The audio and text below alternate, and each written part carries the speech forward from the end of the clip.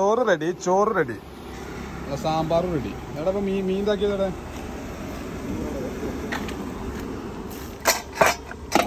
മീനിലെ പൊരിക്കാനായിട്ടൊക്കെ set ചെയ്ത് വെച്ചിരിക്കണം. ആഹാ മീൻ fry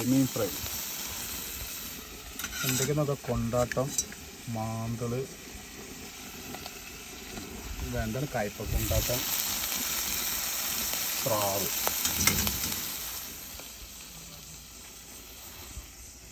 നമ്മളെ സാമ്പാർ ഇതാക്കണ്ടേ പൊക്കിയതില്ലേ?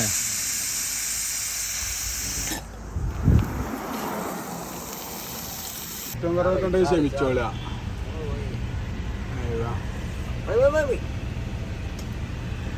മീൻ പരിശോധന എല്ലാം ചൂടാതെ വിത്ത്